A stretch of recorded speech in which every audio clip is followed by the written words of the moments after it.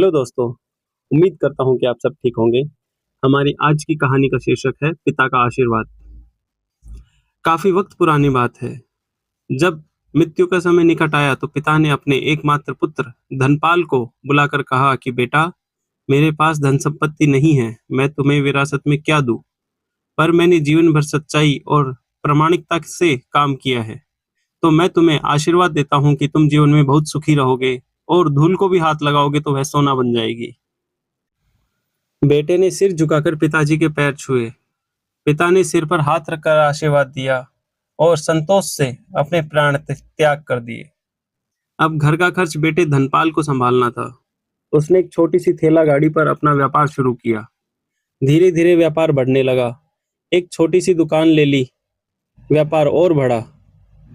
अब नगर के संपन्न लोगों में उसकी गिनती होने लगी। उसको विश्वास था कि यह सब मेरे पिता के आशीर्वाद का ही फल है, क्योंकि उन्होंने जीवन में दुख उठाया पर कभी धैर्य नहीं छोड़ा, श्रद्धा नहीं छोड़ी, प्रामाणिकता नहीं छोड़ी, इसलिए उनकी वाणी में बल था और उनका आशीर्वाद फलीभूत हो रहा है और मैं सुखी हूँ। उनके मुंह से बार बार यह बात निकलती थी। एक दिन एक मित्र ने पूछा, तुम्हारे पिता में इतना बल था तो वह स्वयं संपन्न क्यों नहीं हुए, सुखी क्यों नहीं हुए? धर्मपाल ने कहा, मैं पिता की ताकत की बात नहीं कर रहा हूँ, मैं उनके आशीर्वाद की ताकत की बात कर रहा हूँ। इस प्रकार वह बार बार अपने पिता के आशीर्वाद की बात करता तो लोगों ने उसका नाम ही रख दिया बाप का आशीर्वाद। धर्मपाल को इससे बुरा नहीं लगता। वह कहता कि मैं अपने पिता के आशीर्वाद के काबिल निकलूं, यही चाहता हूँ। ऐसा करते हुए कई वर्ष बीत गए। वह विदेशों में व्यापार करने लगा। जहां भी व्यापार करता उसे मुनाफा ही होता। एक बार उसके मन में आया कि मुझे लाभ ही लाभ होता है, तो क्यों ना एक बार मैं नुकसान का अनुभव करके देखूं। तो उसने अपने एक मित्र से पूछा कि ऐसा व्यापार बताओ कि जिसमें मुझे नुकसान हो। मित्र को लगा कि इसको अपनी सफलता का और अपने पैसों का घमंड आ गया है। इसका घमंड दूर करने के लिए इसको ऐसा धंधा बताऊं कि इसको नुकसान ही नुकसान हो। तो उसने उसको बताया कि तुम भारत से लौंग खरीदो और जहाज में भरकर अफ्रीका के जंजीबार में जाकर बेचो। धर्मपाल को यह बात ठीक लगी। जंजीबार तो लौंग का देश है। वहां से लौंग भारत में लाते हैं और यहाँ 10 से 12 गुना भाव करके बेचते हैं। भारत में खरीद करके जंजीबार में बेचे तो साफ नुकसान दिख रहा है। परंतु धर्मपाल ने तय किया कि भारत में लौंग खरीद कर जंजीबार खुद लेकर जाएगा। देखूं कि पिता के आशीर्वाद में कितनी ताकत है। नुकसान का अनुभव लेने के लिए उसने भारत में लौंग खरीदी और जहाज में भरकर खुद उसके साथ जंजीबार द्वीप पहुंचा। जंजीबार में सुल्तान का राज्य था। धर्मपाल जहाज से उतर करके लंबे रेतीले रास्ते पर जा रहा था वहां के व्यापारियों से मिलने। उसे सामने से सुल्तान जैसा व्यक्ति पैदल सिपाहियों के साथ आता हुआ दिखाई दिया। उसने पूछा कि ये कौन है? तो उन्होंने कहा, ये सुल्तान है यहाँ के। सुल्तान ने उसको सामने देखकर उसका परिचय पूछा तो धर्मपाल ने जवाब दिया कि मैं भारत से यहाँ पर व्यापार करने आया हूँ। सुल्तान ने उसका आदर किया और उससे बात करने लगा। धर्मपाल ने देखा कि सुल्तान के साथ सैकड़ों सिपाही हैं, परंतु उनके हाथ में तलवार, बंदूक आदि कुछ भी न होकर बड़ी बड़ी छलनियां हैं। उसको आश्चर्य हुआ।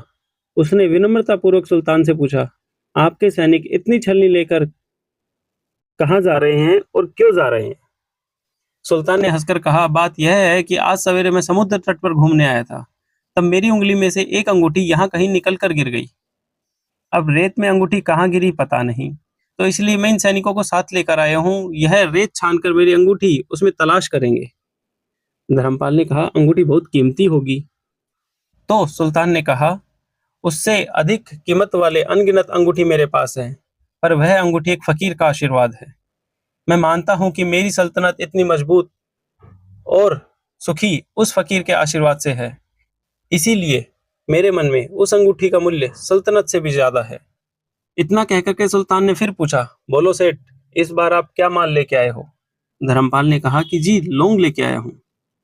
सुल्तान के आश्चर्य का ठिकाना न रहा और थोड़ा हंसा भी और कहता है, यह तो देश ही लौंग का है सेठ, यहाँ लौंग बेचने आए हो? किसने आपको ऐसी सलाह दी है? जरूर वह कोई आपका दुश्मन होगा। यहाँ तो 1 पैसे में मुट्ठी भर लौंग मिलती है। यहाँ लौंग कौन खरीदेगा और तुम क्या कमाओगे? यह सब सुन के धर्मपाल बोलता है, मुझे भी यही देखना है कि यहाँ भी मुनाफा होता है या नहीं। मेरे पिता के आशीर्वाद से आज तक मैंने जो धंधा किया उसमें मुनाफा हुआ। तो अब मैं देखना चाहता हूँ कि उनका आशीर्वाद यहाँ भी फलीभूत होता है या नहीं। सुल्तान ने पूछा, पिता का आशीर्वाद, इसका क्या मतलब?